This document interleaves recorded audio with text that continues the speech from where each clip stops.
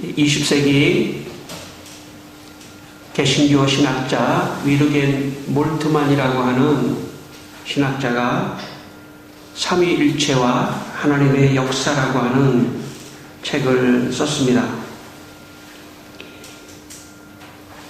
그는 그 책에서 기독교의 삼위일체 교리는 사개인과 순환의 관점에서 설명되어야 한다고 그렇게 주장을 했습니다. 몰트만은 그 책에서 이런 말을 했습니다. 삼위일체 하나님이란 새 신적인 위격을 가진 자신에 의해 이루어지는 유일 독특한 사귐이라는 생각이 관철되고 있다. 삼위일체 하나님의 일치성은 더 이상 동질적인 실체나 동일한 신적 주체 안에서 이해되지 않고 아버지, 아들, 그리고 성령의 영원한 순환 안에서 이해되어야 한다. 아버지, 아들, 그리고 성령은 성소적으로 실로 의지와 이성을 가진 주체들로서 더불어 함께 말하고 사랑 안에서 서로를 바라보며 더불어 하나를 이룬다. 이렇게 말을 했습니다. 여러분, 성경에 보면 성부 하나님도 나오고 또 예수님을 성자 하나님이라고 하고 또 성령님을 성령 하나님이라고 합니다. 그래서 성경을 보면 하나님이 세 분이 나와요. 그런데 이 몰트만 교수는 이 세 분은 서로 사귀고 순환하며 존재하는 그런 분들이다. 이렇게 말했습니다. 세 분이지만 하나로 일체하는 그런 분이다.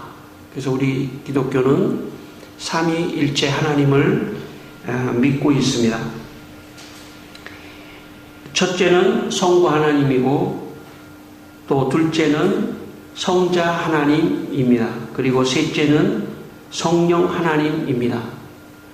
그런데 여기서 첫째, 둘째, 셋째 이렇게 얘기해서 잘못 오해를 하면 성부 하나님이 제일 높고 성자 하나님이 그 다음이고 성령 하나님이 그 다음이라고 생각하는 그런 생각은 삼위일체의 잘못된 생각입니다. 이 세 분이 다 하나로 그렇게 일체성을 이루는 그런 분이십니다. 삼은 셋을 말하는 거고 위는 세 위격 하나님을 말합니다. 그러면서 일체가 되는, 그래서 삼위일체라고 하는 교리가 생겨 있습니다.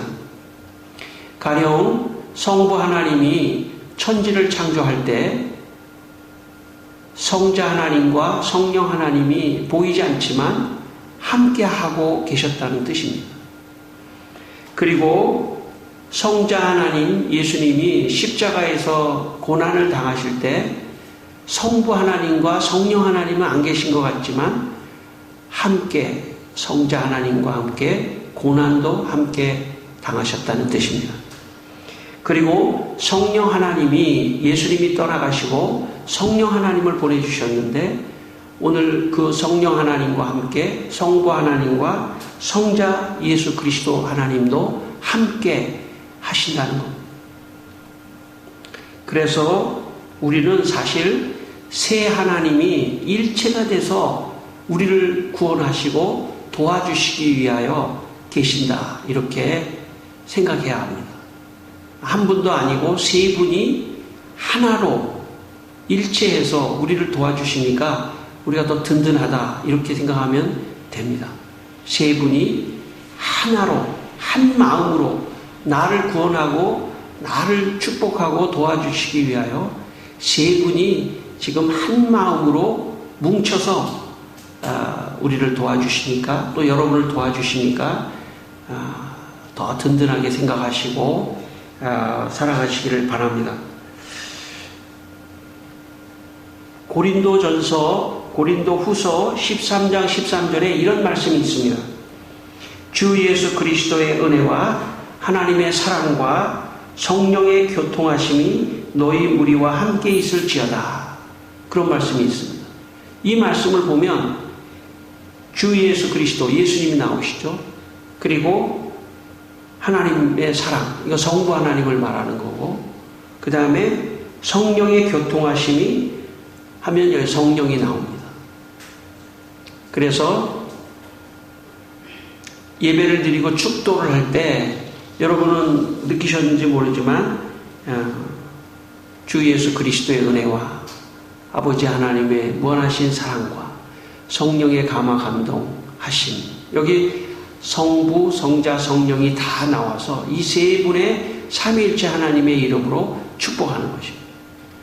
또 세례를 받을 때도 여러분 세례를 받을 때 기억나실지 모르겠지만 이렇게 물로 안수하면서 성부와 성자와 성령의 이름으로 세례를 주노라.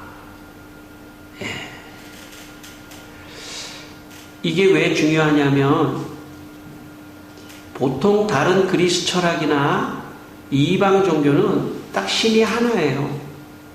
신이 하나다 보면 그 신관에 의해서 우리의 생활이 어떻게 되냐면 이 나라도 그렇고 군주론적인 나라가 돼요. 독재하는 왕 혼자 신과 왕을 하나로 생각해서 그런 나라가 이집트 같은 나라였습니다. 과거에 페르시아 같은 나라였습니다. 그래서 군주국이 되는 거예요. 네. 그러나 삼위일체 하나님을 잘 모시는 우리 기독교는 상당히 민주적이에요. 셋이시면서 하나인. 그래서 굉장히 민주적인 그런 신관을 가지고 있다. 그렇게도 말할 수 있습니다. 오늘 이 시간 우리가 다음 주 성령 강림 주일을 앞두고 마가의 다락방에서 성령을 제자들이 구한 그 성령은 어떤 힘이나 어떤 에너지나 그런 것이 아니고 성령 하나님이라고 하는 것을 말씀드리려고 하는 것입니다. 여러분에게 이 성령 하나님의 축복이 여러분과 늘 함께 하시기를 축원합니다. 오늘 14절 말씀을 한번 읽겠습니다. 14절 말씀 사도행전 1장 14절입니다. 같이 한번 읽겠습니다. 여자들과 예수의 어머니 마리아와 예수의 아우들과 더불어 마음을 같이하여 오로지 기도에 힘쓰더라. 여러분, 이 말씀은 예수님이 승천하시기 전에 제자들에게 뭐라고 말씀하셨냐면 오직 성령이 너희에게 임하시면 너희가 권능을 받고 예루살렘과 온 유대와 사마리아 땅끝까지 이르러 내 증인이 되리라. 그러니까 이제 승천하고 주님의 재림을 기다리면서 성령 하나님, 그 하나님을 충만히 받아서 땅끝까지 복음을 증거하라고 주님이 말씀하셨습니다. 그래서 제자들이 마가의 다락방에 모여서 성령 하나님을 받기 위해서, 성령 하나님을 만나기 위해서 기도를 했던 것입니다. 한 며칠 기도를 했냐면 한 열흘 동안 마가의 다락방에서 열심히 성령 받기 위해서 기도를 한 것입니다. 요한복음 16장 7절 말씀에 예수님께서 말씀하시기를 내가 떠나가는 것이 너희에게 유익이라. 내가 떠나가지 아니하면 보혜사, 여기 보혜사는 돕는 자, 그런 뜻인데 보혜사 곧 성령이 너희에게 오시지 아니할 것이요 내가 가면 내가 그를 너희에게 보내리니. 그러니까 성부 하나님, 성자 하나님, 예수님, 성령 하나님은 긴밀하게 세 분이 서로 사귀며 순환하며 지금은 성령께서, 성령 하나님이 역사하고 우리는 뒤에서 돕겠다. 이렇게 어떻게 보면은 세 분이 이 구원의 역사를 위하여 함께 사역하시는 것을 우리가 볼 수 있습니다. 그래서 교회를 다니는 사람 중에 너의 하나님은 어떤 하나님이냐? 우리 하나님은 삼위일체 하나님이다. 이렇게 고백하는 게 교인이 되는 것입니다. 그래서 여러분, 지금은 예수님이 떠나가신 이후에 어떤 하나님을 알아야 되냐면 성령 하나님을 알아야 됩니다. 예수님은 가시적으로 눈에 보였기 때문에 조금 쉬울 수 있어요. 예수님을 접하는 것이. 그러나 성령 하나님은 영이시기 때문에 우리 눈에 보이지 않을 수 있습니다. 아니, 보이지 않습니다. 그래서 성령 하나님을 인지하는 것이, 인식하는 것이, 또 아는 것이 쉽지 않지만, 그러나 오늘 이 성경 말씀을 그대로 믿고 마가의 다락방에 성령 하나님이 임재하여 제자들이 성령으로 충만하게 된 것을 우리가 믿고 우리도 동일하게 그 성령 하나님을 구해야 하는 것입니다. 저는 신앙생활을 처음 시작하면서부터 지금까지 기도를 하는 시간에 가장 먼저 성령을 구하는 기도를 합니다. 왜냐하면 예수님이 승천하시면서 제자들에게 성령을 구하라고 말씀하셨기 때문입니다. 그래서 성령 하나님을 날마다 내가 생각하고 구하고 성령 하나님이 내 안에 충만히 임재하시도록 구해야 비로소 기독교인들의 기도가 될 수 있습니다. 대개 많은 사람들이 기도 그러면은 어떤 기도 제목을 놓고 어떤 것을 구하는 것이라고 생각할 수 있겠지만 사실 기독교의 기도는 누가 우리의 기도를 적극적으로 도와주셔야 되냐면 성령 하나님이 도와주셔야 합니다. 그래서 성령을 구하는 기도를 가장 먼저 해야 합니다. 저는 여러분도 신앙생활 하시면서 성령을 구하는 기도를 가장 먼저 하시고 그리고 그 성령께서 내 안에 생각나게 하시는 것들을 기도하는 그런 성경적인 기도 생활을 하게 되시기를 바랍니다. 제가 이스라엘 성지순례를 갔는데 제가 여러 곳에 이제 갔는데 제일 기대가 되는 곳이 딱 한 곳이 있었어요. 제일 기대가 되는 곳이 어디냐면 바로 오늘 성경 본문에 나오는 마가의 다락방이었습니다. 마가의 다락방, 근데 이제 그 마가의 다락방이 진짜 2000년 전에 마가의 다락방이냐는 그것은 정확하지는 않을 수도 있지만 이제 거기를 마가의 다락방으로 추정해서 이렇게 만들어 놓은 곳입니다. 이제 제가 마가의 다락방에 탁 들어가는데 어찌나 그렇게 감격스러운지 제가 갈릴리도 가고 갈릴리 호수에 배도 타고 여러 번 예루살렘 성전 근처도 가고 많이 갔는데 제일 제가 가고 싶은 곳이 한 곳이 있더라고요. 그것은 어디냐면 마가의 다락방이에요. 여러분도 나중에 한번 성지순례 한번 계획해가지고 한번 가시기를 바랍니다. 그때 마가의 다락방에 한번 들어가 보십시오. 마가의 다락방에 탁 들어가는데 그때 아마 좀 더웠을 때예요. 마가의 다락방에 탁 들어가는데 너무나 감격스러워서 저 그냥 들어가자마자 그냥 눈을 감고 성령이여 성령 하나님 내게 임재하여 주시옵소서 그렇게 가차 기도를 했던 것 같아요. 초대교회에 제자들에게 처음 성령이 임했던 그 장소에 저도 들어가면서 성령을 구하고 기도했던 그런 감격스러운 때가 있었던 것 같습니다. 물론 마가의 다락방에 들어가서 있는다고 해서 성령이 임재하고 그렇지 않은 곳에 성령이 임재하지 않고 그런 거는 물론 아닙니다. 모든 곳에서 성령을 찾고 성령을 구하는 모든 곳에서 성령 하나님이 임재하시는 것입니다. 오늘 지금 이 시간 우리 가운데 우리의 마음속에 기도하는 마음으로 말씀을 듣고 있기 때문에 성령 하나님이 우리에게 임재하신다고 믿으시기를 바랍니다. 한번 이건 아멘 해도 될 것 같습니다. 성령 하나님이 임재하고 계신 줄 믿으시기 바랍니다. 아멘.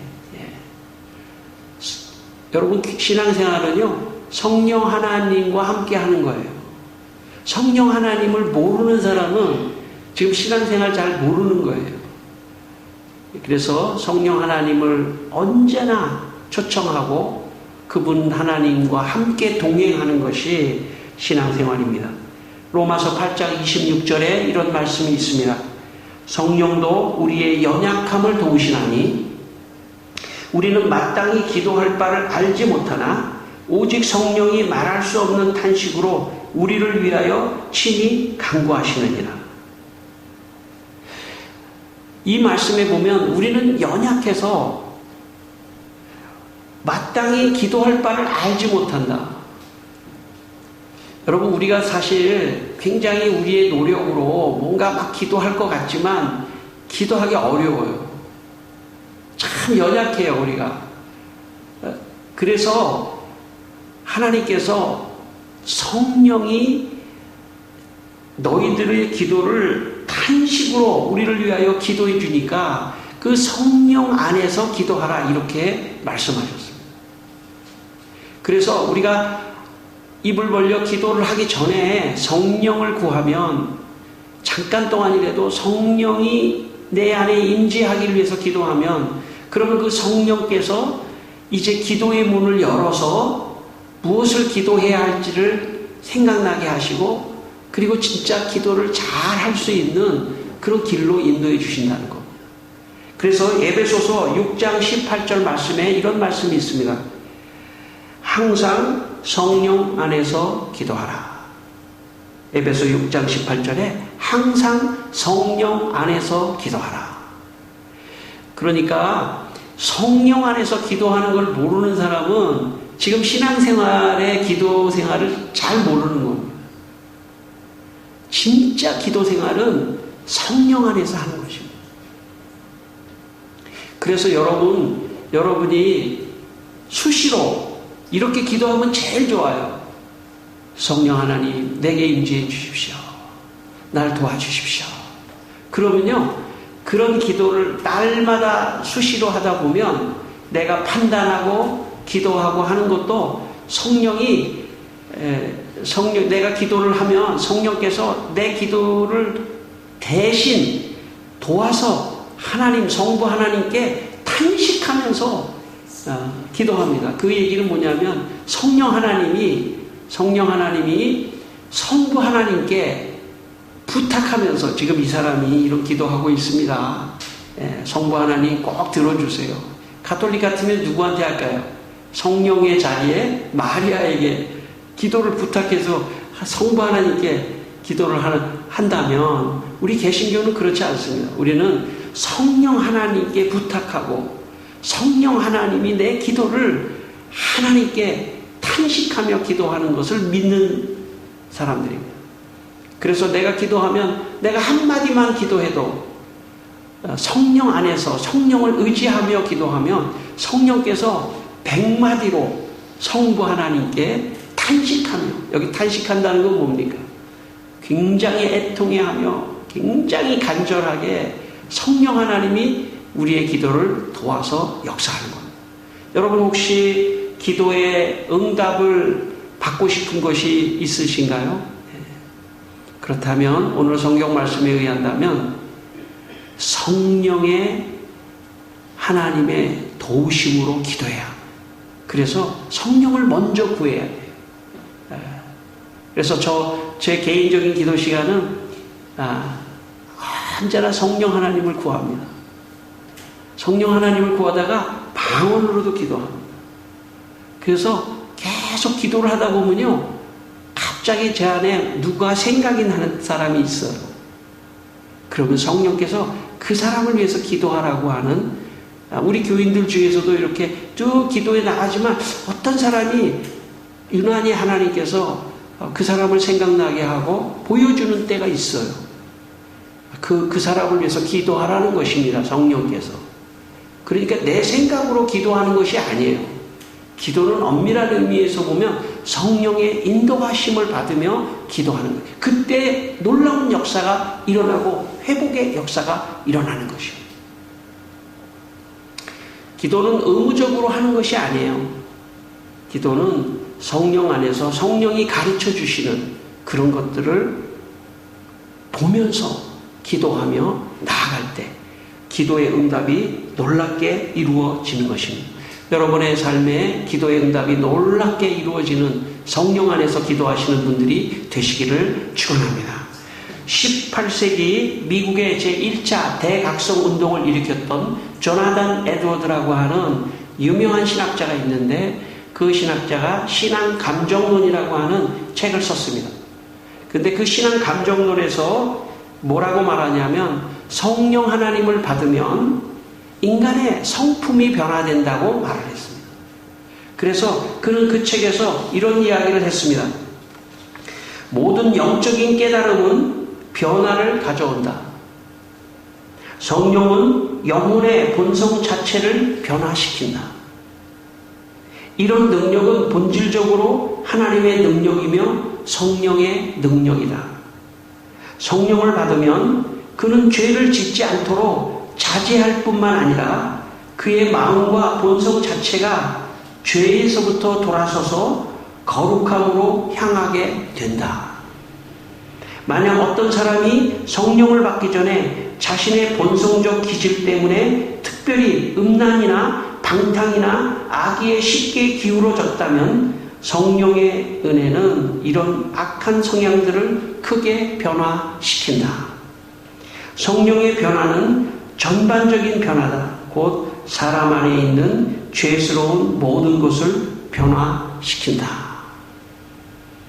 성령 하나님이 내 안에 임재하면 내 성품이 변화되는 역사가 있다는 것입니다.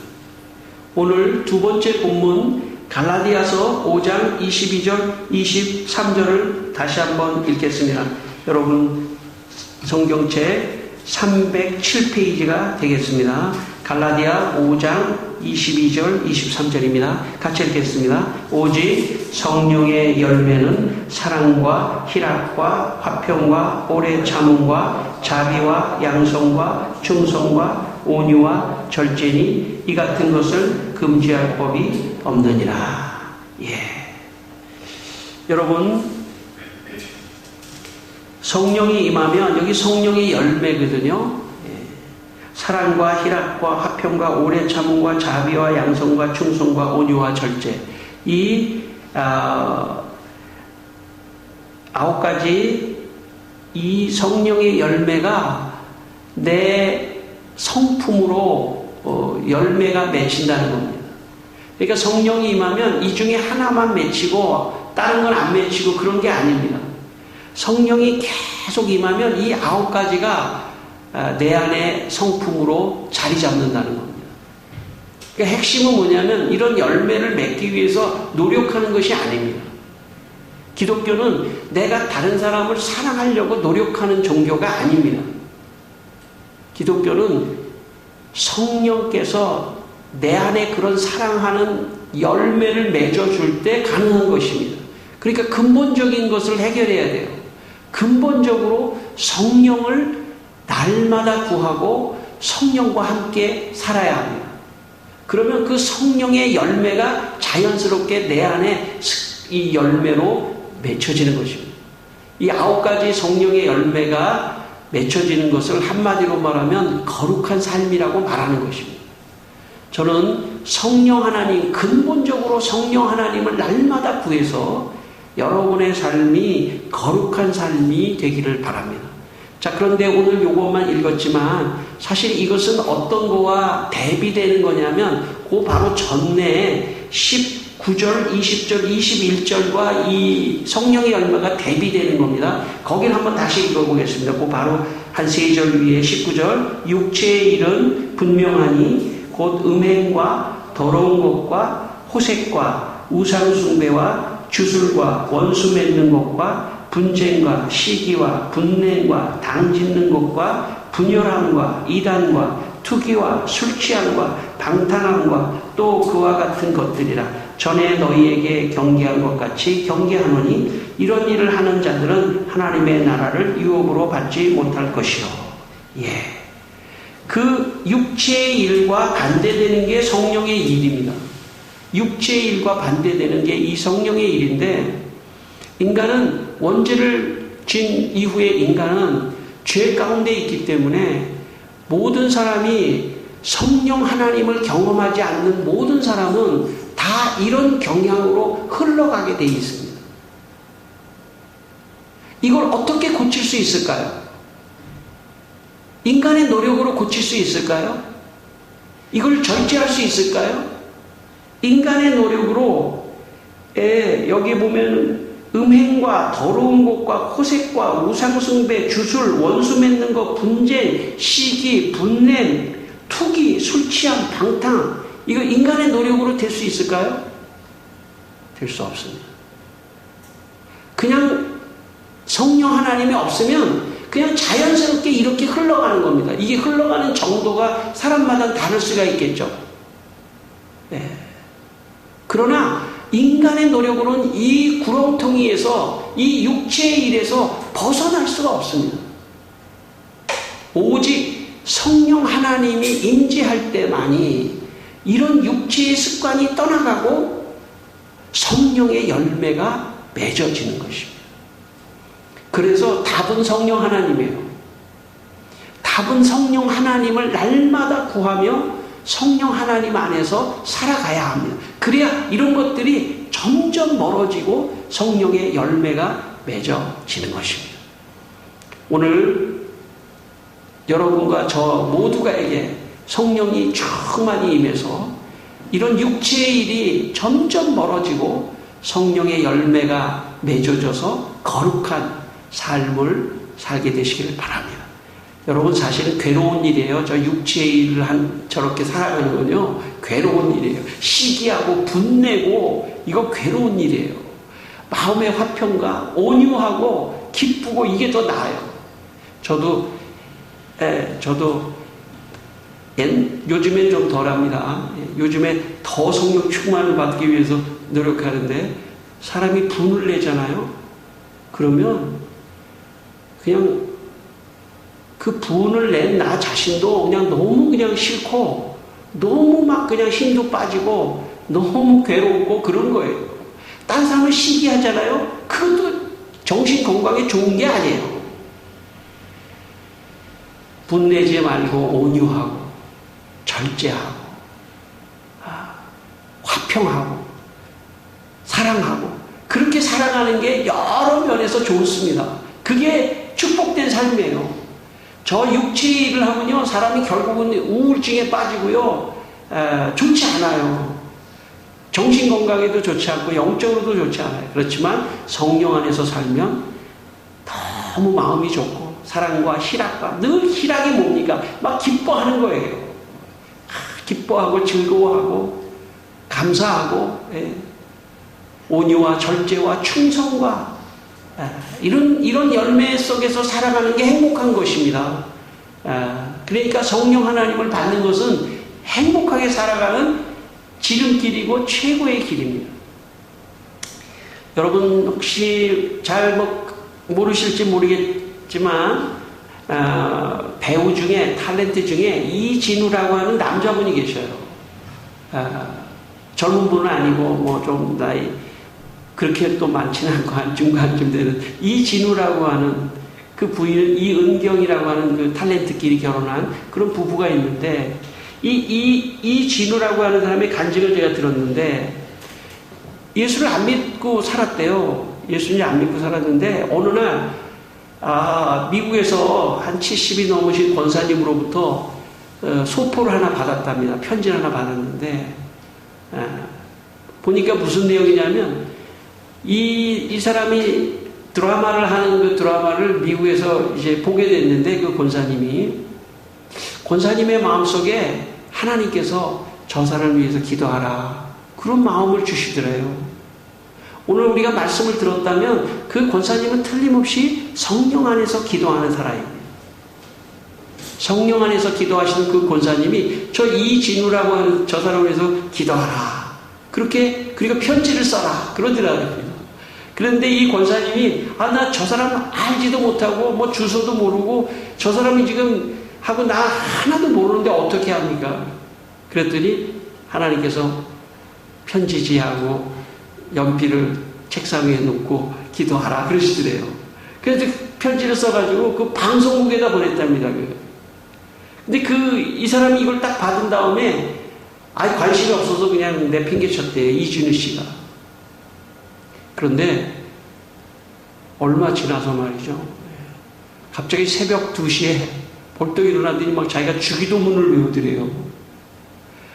자기는 지금까지 자기 집안이 다 불교 집안이고 그래서 그냥 우상도 많이 있고 그랬는데 중학교 때 기독교 학교를 다니면서 주기도문을 아마 시험 시간에 외워야 돼서 그걸 외웠었나 봐요. 근데 세월이 10년이 지나서 오랜 세월이 지났는데 갑자기 2달 만에 잠에서 벌떡 일어나서 주기도문을 자기가 외우면서 자기 마음속에 교회를 가고 싶은 마음이 들더래요. 그래서 이제 교회를 갔습니다. 은혜를 받았습니다. 성령 충만하고 그랬습니다. 그래서 이제 이 기독교 방송국에 나와가지고 이제 간증을 하는 인터뷰를 하게 됐는데 그 인터뷰를 누가 했냐면 임동진이라고 하는 그 배우고 장로님인데 그 장로님이 이진우 씨를 보면서 이렇게 말을 하더라고요. 이진우 씨, 나하고 연기를 할 때 내가 이진우 씨를 보면 눈꼬리가 탁 위로 올라가고 얼굴이 그냥 아주 무섭게 생겼었는데 어떻게 예수 믿고 얼굴이 확 달라졌네요. 그러더라고요. 그러니까 이진우 씨가 저도 주위 사람들이 많이 그럽니다. 저한테 얼굴이 많이 부드러워졌다고 밝아졌다고 그럽니다. 저도 그 사람을 TV에서 몇 번 본 적이 있는데 진짜 얼굴이 달라졌더라고요. 부드러워지고 아주 밝아지고 평안해지고 그러면서 이진호 씨가 이런 간증을 하더래요. 자기가 연기 탤런트를 하는데 돈을 많이 벌고 인기가 있어도 너무 불안하더래요. 근데 자기가 불교 집안이었기 때문에 어떤 사람이 불상을 하나 두고 가더래요. 그 불상을 모으기 시작했대요. 예수 믿고 자기 집안에 불상을 4트럭이나 갖다 버렸대요. 4트럭이나. 그러니 집에 불상이 얼마나 많으면 그만큼 갖다 버렸겠습니까? 그리고 하루에도 불안해서 담배를 2갑 반이나 피우고 술도 정말 전 세계에 있는 술을 다 먹을 정도로 그만큼 다 먹을 정도로 그만큼 술을 좋아하고 불안해서 그런데 성령이 임하니까 우상도 다 버리고 오늘 이 20절에 보면 우상숭배, 술수 이런 걸 다 버리고 방탕함, 술취함 이런 것도 다 버리고 새로운 사람으로 변화됐습니다. 어떤 목사님이 저에게 한탄을 하면서 자기 교인들 욕하는 겁니다. 우리 내가 아는 목사님이 우리 교인들 진짜 변화되지 않아. 10년이 지나고 20년이 지나도 우리 교인들 진짜 변화되지 않아. 그렇게 욕을 하더라고요, 저한테. 그래서 내가 그럴 거야. 그럴 거야. 사람은 변하지 않아. 그리고 무슨 교회 나와서 뭐 예배 드리고 뭐 이렇게 한다고 해서 뭐 변화되는 게 아니야, 사람이. 그의 내면의 습성과 습관은 절대 그래서 변화되질 않아. 제가 그 목사님한테 내가 보니까 목사님도 안 변화됐어. 성도만이 아니라. 나도 안 변화돼. 오직 변화되는 길은 하나밖에 없는데 날마다 성령 하나님을 구하는 거야. 여러분, 성령 하나님을 날마다 구하는 사람은 육신의 일을 절제할 수 있는 성령의 열매가 있어요. 그래서 성령의 열매가 맺어지려면 근본적인 문제를 해결해야 하면 그것은 성령 하나님을 구하는 것입니다. 로마서 8장 13절 너희가 육신대로 살면 반드시 죽을 것이로되 성령으로 몸의 행실을 죽이면 살리라. 이 시간 여러분에게 성령 하나님이 충만히 임하는 시간 되시기를 주의 이름으로 축원합니다. 기도하겠습니다. 우리 다 같이 기도하겠습니다. 하나님 아버지, 성령 하나님을 주시옵소서. 이 시간에 한번 성령 하나님